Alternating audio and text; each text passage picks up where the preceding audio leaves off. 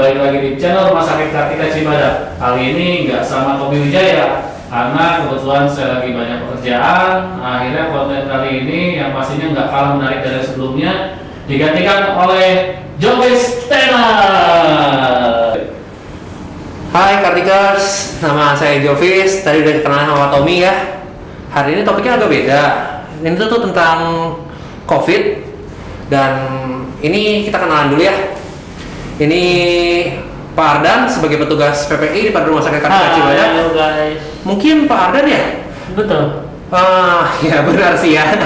Cuman ini topiknya nih kita orang umum, kita kan nggak mengerti soal PPI seperti apa. Mungkin bisa dijelaskan apa kerjanya kayak seperti apa gitu? Oke sekali. Terima kasih Pak Jovis. Ya. Perkenalkan diri dulu. Saya di sini Ardan. Kebetulan saya di sini sebagai PPI Rumah Sakit Kartika Cibadak, Pak. Di sini peran PPI sangat penting banget, Pak. Apalagi sekarang dalam masa pandemi COVID. Oh iya, betul sekali. Ya, betul. Jadi di mana salah satu pilar PPI itu bagaimana cara untuk mencegah dan mengendalikan infeksi, ya, biar tidak terjadinya infeksi silang. Infeksi silang yang diterima bisa dari pasien, pengunjung maupun kita sebagai petugas yang ada di rumah sakit. Betul sekali. Nah itu salah satunya yang akan kita bahas yaitu mengenai pemakaian masker yang benar dan tepat. Ya, apalagi di masa-masa pandemi seperti ini. Dengar-dengar Cibadak juga tuh lagi zona merah ya Pak ya? Betul sekali, apalagi hal seperti itu pemakaian masker ini harus lebih selalu ditingkatkan. Kerjaan jadi makin banyak, makin pusing ya Pak ya? Betul sekali Pak, betul sama sekali. Ini kita ada topik yang cukup menarik.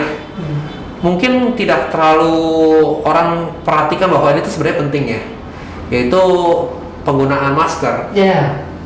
Itu seperti apa ya Pak ya?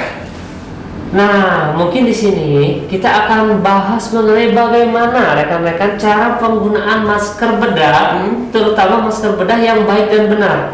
Jadi jangan sampai ada yang pemakaiannya itu kebalik atau salah pakai. Nanti kalau kita salah pakai, fungsi dan tujuannya pasti akan berbeda. Kalau terbuka sampai misalkan pakai hidung gitu, kebuka gitu. Nah, itu salah. Salah banget ya. Salah banget.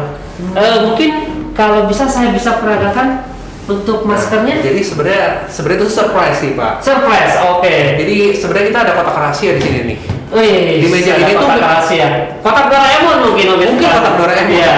Cuman ini mungkin Bapak kan pertama kali untuk interview di ruangan ini. Iya. Biasa sama Pak Tommy kita mencari-cari ruangan, kita bingung. Sekarang disediakan ruangan sama rumah sakit. Nah, jadi di dalam meja ini adalah kotak rahasia nih. Oke. Kita ngintip Pak. Apa nih? Kosong. Wah. Enggak, sebenarnya ada satu Pak. Oke. Ini masker yang kita simpan. Oke. Ini dia ya guys. Nah, di dalam kotak Doraemon ini tersedia masker bedah. Pak ada ini sedang bercanda ya. Nah, jadi gini ya. Nah, untuk pemakaian masker bedah yang sesuai ya dengan PMKP dan regulasi yang sesuai juga.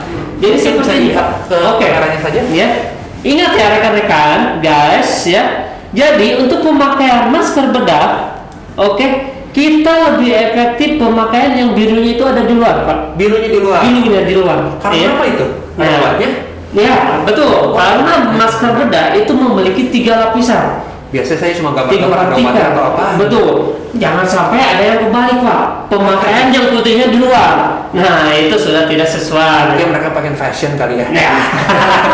Betul. Kecuali untuk fashion itu mah enggak. Beda dengan N95 ya. Beda lagi. Dia putih semua, udah fashionnya juga perawat biar seragam gitu ya. Nah, dan perlu diingat, kalau kita punya masker bedah, di atasnya itu ada sebagai apa sih ini namanya? Kawat ya. Ingat, posisi kawat ini harus ada di atas, Pak. Atas ya, di atas. Kenapa? Karena posisi kawat ini ketika nanti kita pakai biar saya langsung peragakan ya. Ini cara pemakaiannya simpel. Didobel ya Pak ya? Didobel Pak.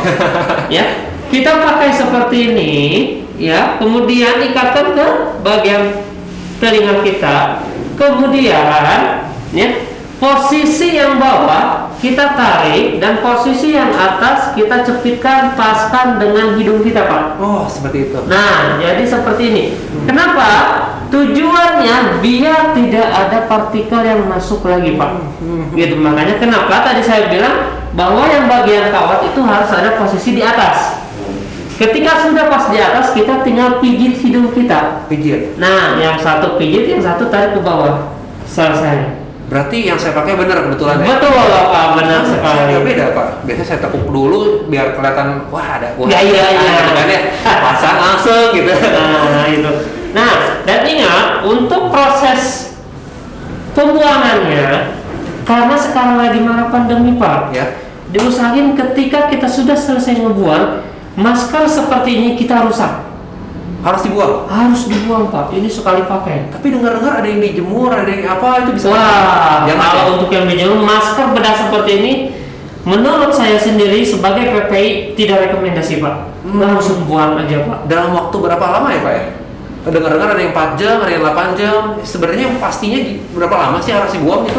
Nah, kalau untuk masker bedah ini, ya, ini sebenarnya tidak ada ketentuan yang pas. Tidak ada harus ketentuan pemakaian berapa jam-jamnya. Ya, jadi ingat ketika masker yang sudah tidak layak pakai, pertama terciprat cairan darah, Pak. Ya, cairan darah pasien, ya, kotor, ya, atau sudah blender itu sudah tidak bisa dipakai, langsung saja buang. Seperti Sedikit nih, Pak nih.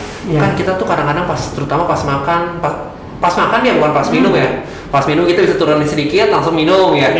Cuman kalau pas makan kan kita biasanya taruh di tisu kan. Tisu katanya belum tentu steril ya, Pak. Betul. Nah, yang saya lakukan biasanya kayak gini nih, Pak. Saya masukin ke tangan, saya taruh di sini aja, Pak. Kan nggak bakal kena ini. Apa namanya, meja makanan kayak gini aman nggak, Pak? Nah, untuk rekan-rekan nih, ya. Yang saya rekomendasikan ketika kalian mau makan ataupun minum, alangkah lebih baiknya berbicara lagi safety buat diri kita, kita buang saja.